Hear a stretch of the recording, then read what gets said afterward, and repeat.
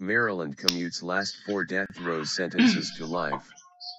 Maryland Governor Martin O'Malley has commuted the sentence of the state's 4 remaining death row inmates to life in prison. The state's legislature ended the death penalty in 2012, making the highest sentence life in prison without parole. Mr. O'Malley said executing the remaining inmates does not serve the public good of the people of Maryland. He added he had spoken to many of the relatives of those killed by the inmates before making the decision. The state's outgoing Attorney General recently argued during an appeals hearing on one of the cases that it would be illegal for Maryland to carry out death sentences previously handed down because there is no law that allows capital punishment. The question at hand is whether any public good is served by allowing these essentially unexecutable sentences to stand, Mr. O'Malley said. Failing to act would needlessly and callously subject survivors, and the people of Maryland, to the ordeal of an endless appeals process.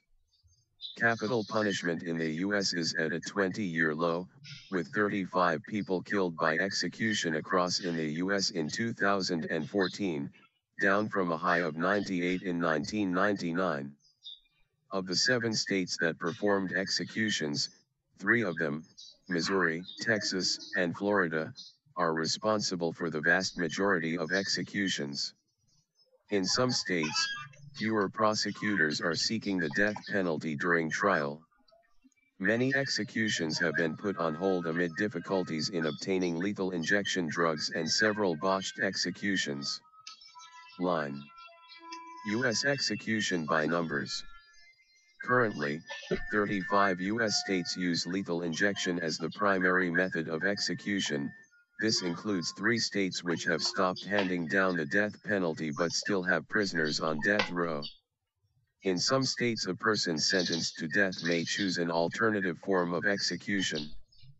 8 U.S. states allow electrocution, 3 allow the gas chamber, another 3 allow hanging, 2 allow the firing squad.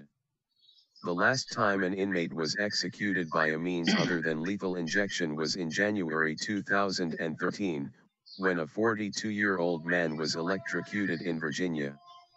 Source: The Death Penalty Information Center.